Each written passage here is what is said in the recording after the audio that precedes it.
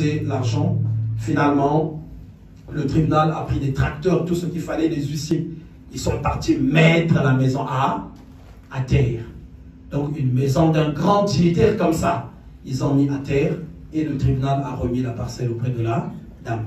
Et ce monsieur qui était humilié, il a dit, il ne va pas accepter ça comme ça, il a jeté un sort auprès de la dame. Et donc, quand on est parti prier, et moi, le Seigneur me révèle que le problème est dans une affaire de parcelle et de maison. Et on a commencé à parler. Ça avait tellement fait un boum. Mais la dame dit, quand on a fini, elle dit non, cette histoire-là est compliquée. Est-ce que dans ma famille, aucune personne ne connaît ce problème-là. Aucune personne.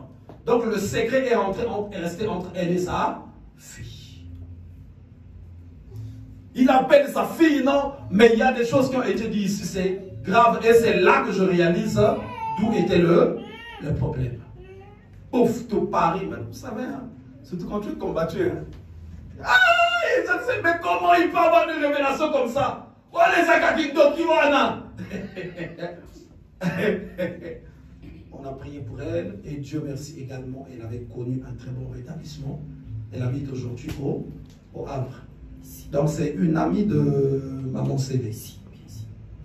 Et donc moi ce qui va me choquer, c'est que quand on sort de là, l'évangéliste devrait me poser la question, mais dis-moi un peu, comment tu fais pour recevoir les révélations là? Qu'est-ce que elle me dit? Et donc elle croyait peut-être que c'était un courant. Donc ça, une électrocution, donc et elle était surprise aussi d'avoir aussi ma réponse. Elle dit, je ne sais pas comment je fais pour les recevoir. Oh, qu'est-ce que tu ressens? Elle dit, je ne ressens rien. Mais la révélation, elle vient seulement comme ça. Pourquoi en fait, je parle de ça? Parce que, en fait, chaque chose de grand, de profond, de mystique qui se passe au milieu, soit de ceux qui servent Dieu, ou au milieu des féticheurs, des magiciens, ça n'a rien à voir avec ce que tu vois. Ça a à voir avec ce qu'ils font en privé. Et non ce que tu vois. Ça n'a rien à voir. Tu peux aller, quelqu'un peut aller chez un féticheur, il lui met par exemple des plantes, tout ça machin, ils lui font des camons, ils lui frottent de la cendre. Cette personne devient forte, elle commence à taper les gens. Détrompe-toi, ce n'est pas les incisions qu'il a fait et la poudre qui t'a frotté. Ce n'est pas là que ça se passe. Ça se passe sur ce qu'il fait maintenant de l'autre côté. C'est là que ça se joue. Et quand un serviteur de Dieu fait quelque chose, délivrance, guérison, prophétie, toutes ces choses-là, ça n'a rien à voir avec la prière qu'il peut faire là. Avec la prière, je peux prier pour quelqu'un, Seigneur, bénis-le comme ceci. Si cette personne reçoit la bénédiction, croyez-moi, ce n'est pas la prière que j'ai fait là qui a accordé la bénédiction. C'est ce qui s'est fait en dehors de la prière. C'est ce qui accorde la bénédiction. Voilà pourquoi vous allez voir les fils de Sheva. Eux aussi, ils ont chassé les démons, comme les autres. Mais pourquoi les démons ne les ont pas obéis? Parce que eux, ils ne savent pas ce qui se passe maintenant en dehors de ce qui est visible. Amen. Ce qu'on peut appeler, si je le dis par exemple en lingala, la vie à coucou, la vie à kousu, la vie, il y a l'écart. C'est là que les choses mystiques et profondes, c'est là que ça se joue. Mais regardez, c'est bien ça. Jésus va dire quelque chose. Lorsque tu pries, ne fais pas comme les hypocrites. Ceux qui prient devant les gens pour qu'on les voit. Mais il dit un peu, retire-toi, va dans le secret. Hein? Jésus dit quelque chose de profond. Hein? Va dans le secret. Va dans le secret. On va lire ça dans le livre de Matthieu. Et ton Père qui voit dans le secret te le rendra. Ça veut dire qu'on ne peut pas nous crier ici, Seigneur, fais comme ceci, fais comme ceci. Dieu va dire, vous avez prié, je vous ai vu. Mais ici, là, ce n'est pas vraiment considéré. Moi, je vous attends dans le secret. C'est là-bas que ça va se jouer. Avant qu'on le lise, voilà, je vais rapidement tourner vers Matthieu. Je sais que ce message va te parvenir. À toi aussi qui suivra assurément la vidéo. Je veux que tu prêtes vraiment attention. Je veux que tu ouvres grandement tes oreilles. Je veux que tu entendes vraiment à toi que ce message-là va parvenir.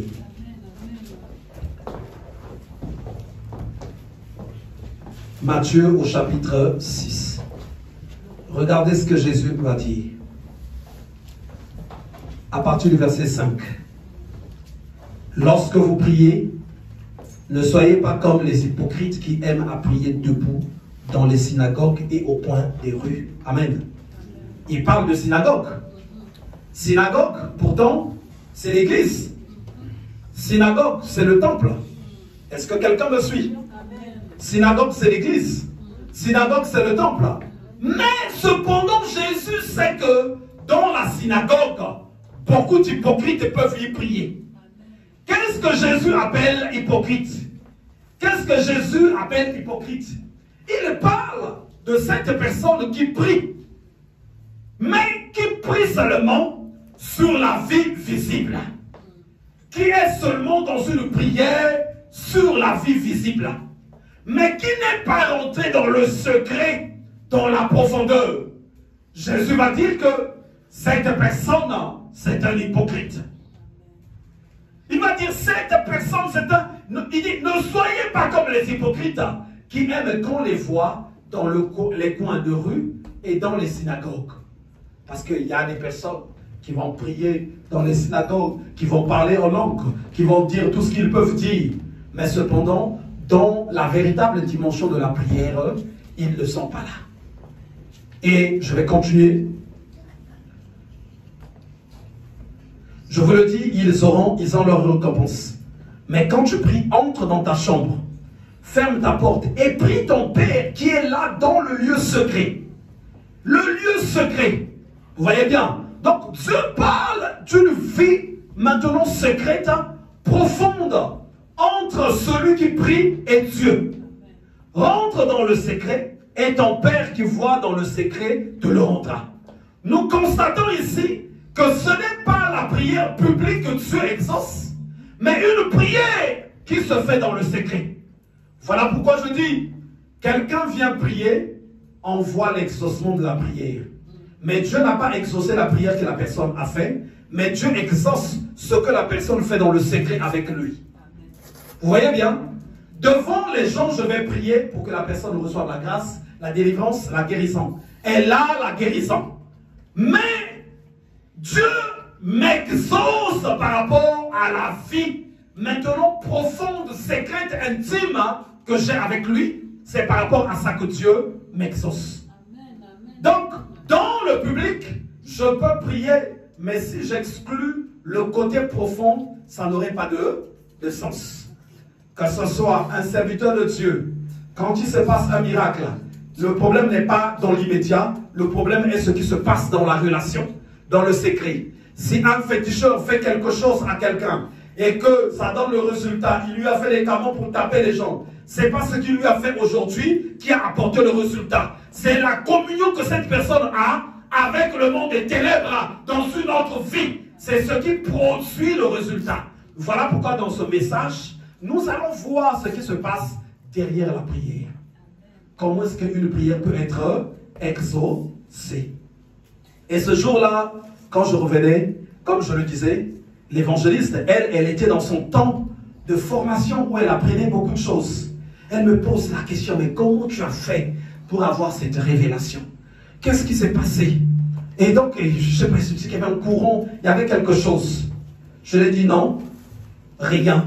Mais le tout s'était joué dans la profondeur, l'intimité avec Dieu. Donc, 1 Roi, 1 Roi 18, à partir du verset 36.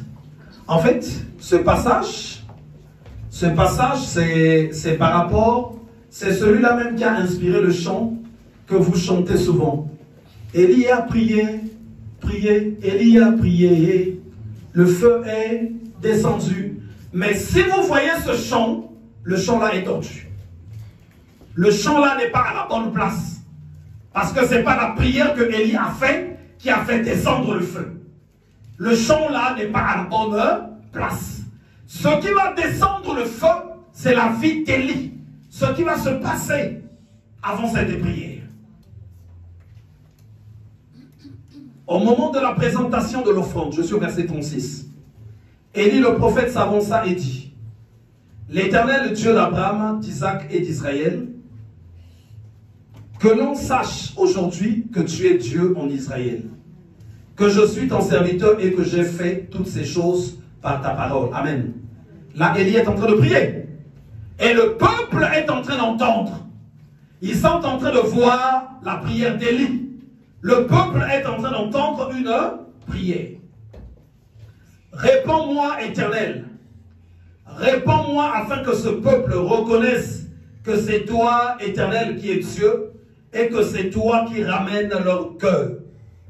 Et le feu de l'Éternel tomba, et il consuma l'holocauste, le bois, les pierres et la terre, et il absorba l'eau qui était dans le fossé. Quand tout le peuple vit cela, ils tombèrent sur leur visage et dirent: c'est l'Éternel qui est Dieu, c'est l'Éternel qui est Dieu. Amen. Donc la prière d'Élie était exaucée. Le feu était tombé. On reste toujours dans 1 Roi 18. On va aller au verset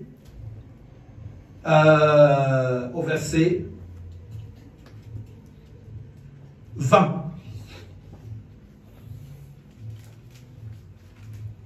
Achab envoyait des messagers vers tous les enfants d'Israël et il rassembla les prophètes à la montagne du Carmel. Alors Élie s'approcha de tout le peuple et dit: jusqu'à quand clocherez-vous des deux côtés? Si l'Éternel est Dieu, allez après lui. Si c'est Baal, allez après lui. Le peuple ne lui répondit rien. Et Élie dit au peuple: je suis resté seul des prophètes de l'Éternel, et il y a 450 prophètes de Baal. Que l'on nous donne 2 taureaux, qui choisissent pour eux l'un des taureaux, qui le coupent par morceaux et qui le placent sur le bois sans y mettre le feu. Et moi, je préparerai l'autre taureau et je le placerai sur le bois sans y mettre le feu. Puis invoquez le nom de votre Dieu. Et moi, j'invoquerai le nom de l'Éternel.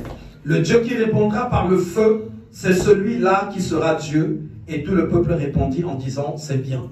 Donc il y avait un défi, il y avait un conflit, comme les gens en ont souvent l'habitude de le faire. On va voir ce que mon Dieu va faire. Et si tu n'as pas compris certaines choses, ne rentre pas dans les défis. Tu peux te retrouver dans la confusion. Parce qu'il faut que tu comprennes d'abord certains points. Et donc Élie va se retrouver avec des milliers de prophètes. Il était seul, donc bataille avec ceux qui étaient dans l'occultisme. Et eux, ils vont faire leur travail pour invoquer leur Dieu. Élie aussi va commencer à faire le tien. Mais ce que nous constatons, qu'avant que Élie ne prie, on va voir ce que Élie va faire. On descend au verset 30. Élie dit à tout le peuple: approchez-vous de moi. Tout le peuple s'approcha de lui. Et Élie rétablit l'autel de l'Éternel qui avait été renversé. Amen. Il n'a pas encore prié. Il n'a pas encore prié. Mais avant qu'il prie, il va rétablir d'abord l'autel. Ça veut dire qu'il avait compris. Si l'autel n'est pas rétabli, ma prière n'aurait pas de l'effet. Or, quand on voit l'autel, on voit quoi? On voit le cœur. Quand on voit l'autel, on voit quoi? On voit l'âme de la personne. Quand on parle de l'autel, on voit quoi? On voit l'esprit de la personne. Quand on parle de l'autel, on voit quoi? On voit même la maison. La maison de la personne, c'est un autel. Ça veut dire que dans le privé, si la personne ne se lève pas déjà pour dire, il faut que je rétablisse l'autel. Si elle n'a pas dit ça, nombreuses sont les prières qui n'auront pas de l'effet. Dans l'âme, c'est là où il y a quoi? C'est là où il y a les émotions, les sentiments, le comportement. Est-ce que quand l'ennemi est passé, puisque la parole de Dieu dit tous ont péché et sont privés de la gloire de Dieu, quand l'ennemi est passé dans ta vie, quand l'ennemi a fait un travail ou qu'on soit hérité du sang de tes parents, le péché qui s'est communiqué, il est arrivé qu'un jour, il faut que je rétablisse mon âme. Parce que le comportement que j'ai, mon attitude là, ce n'est pas l'attitude qui est agréable à Dieu. Et quand une personne n'a pas déjà commencé à dire que il faut que je rétablisse l'autel, cette personne va se retrouver comme dans le livre d'Ésaïe. Elle va se fatiguer. Elle va faire beaucoup de prières qui n'auront pas d'effet. Beaucoup de prières qui ne seront pas exaucées. Beaucoup de prières qui ne... Et ça, c'était le prophète Élie. Mais il dit, il faut que je rétablisse d'abord l'autel. L'autel. Et c'est là d'abord que ça se chante. Comment tu es? Il y a des gens de fois qui disent, ah, il a l'air la siliki, hein. Ils trouvent même que c'est un honneur. Ils trouvent même que c'est quelque chose d'agréable. L'air au siliki.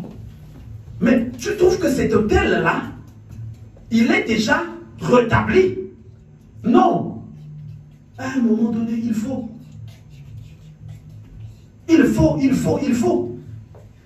Moi, mon épouse, quand elle est arrivée dans le Seigneur, elle venait du monde avec les colères. Ça, c'est même pas les colères.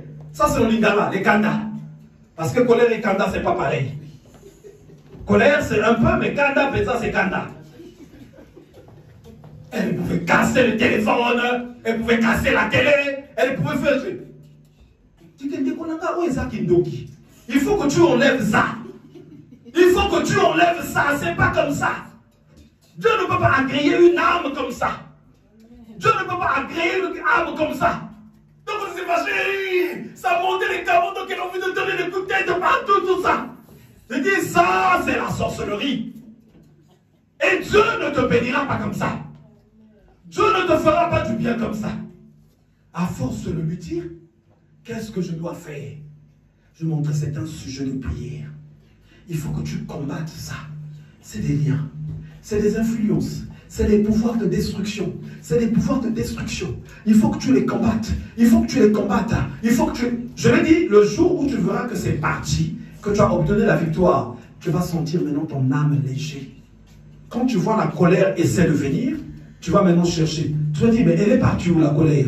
Quand je lui disais, elle ne comprenait pas d'abord. Mais quand elle a combattu, et quand la colère est partie, il y a un moment donné, mais tu sais, oh, mais j'avais envie de me... Là, je n'ai même envie de me fâcher là. Mais il faut que là où venait habiter la colère, ça devient vide. Ça devient vide. Ça devient vide. Donc, tu peux prier. Tu peux élever ta voix. Dieu n'exaucerait pas la prière parce que tu as ouvert ta bouche, mais Dieu va t'exaucer par rapport au travail que tu fais en secret avec lui. Qu'est-ce que tu es en train de combattre? Qu'est-ce que tu es en train d'enlever? Qu'est-ce que tu as détecté sur l'autel, là où le nom du Seigneur devait être élevé? Parce que l'autel où le nom du Seigneur va être élevé, c'est ton âme. Il faut que les gens disent, ah non, quand on te voit, ton comportement, ta manière de faire, tu vas reconnaître mon Zambé. Les gens reconnaissent mon Zambé Kachinayo. Ils disent que oui, ça c'est un autel qui est debout. Quand les gens voient tes réactions sur le plan spirituel, quand les gens voient comment tu parles, comment tu vis avec les autres. Donc, dans cette dimension-là, et Dieu attend que nous puissions faire un travail de construction, un travail de construction, un travail de construction. Moi, il y a beaucoup d'années que j'ai beaucoup enseigné ça. Il y a des gens qui trouvent même des fois que c'est juste comme ça. Vous savez, même nous les hommes, si tu n'as pas fait un travail de ta personne intérieure, une bonne partie des femmes qui passent dans la rue sont minées. Elle a seulement mis un chapeau. Mais ce chapeau-là a des influences compliquées. Donc pendant qu'elle est en train de passer, regarde seulement comment les hommes sont en train de se retourner. Comment les hommes sont en train de se retourner. Et toi, l'homme, quand tu n'as pas compris, il faut que tu combattes, que tu t'affranchisses de ces influences-là. Ça serait difficile que tu vives paisiblement avec ta femme. Parce que chaque fois que nous sortons, nous sommes exposés aux grandes prophétesses sataniques. Donc, mais vous avez entendu le témoignage ici, non? D'une de nos sœurs qui est passée à la délivrance. Vous avez entendu comment elle a confessé. Et merci à Dieu, nous avons la vidéo, je crois. Voilà, il va falloir en trouver. Ce n'est pas quelque chose de caché quand la sœur a témoigné ici. Au début, quand elle passe à la délivrance à Asher, moi je disais à l'évangéliste, non, ce n'est pas de la délivrance, elle a des choses qu'elle cache. Elle est encore venue passer, je dis, laissez-la seulement, puisqu'il y a des gens qui avaient la révélation. Que non, la sœur était dans la sorcellerie, la sœur était dans ceci. Je dis, laissez seulement, laissez, le temps viendra. Mais au moment où ces choses ont pris la résolution de venir la prendre elle-même, mais quand elle expliquait ici, pour ceux qui étaient là le jour, tout le culte était basé que dans ça, et merci à Dieu pour toute l'église qui avait répondu fidèle pour venir assister à ce témoignage. Donc elle te dit, il y avait des rouges à lèvres que eux ils prenaient. Quand elle a ce rouge à lèvres là, quel que soit comment tu es sorti avec ton argent dans le portefeuille, tu ne vas pas repartir avec à la maison. Tu la vois seulement. Et c'est des gens qui ont fait de la misère, à tel point que leurs œuvres étaient tellement fortes, puissantes,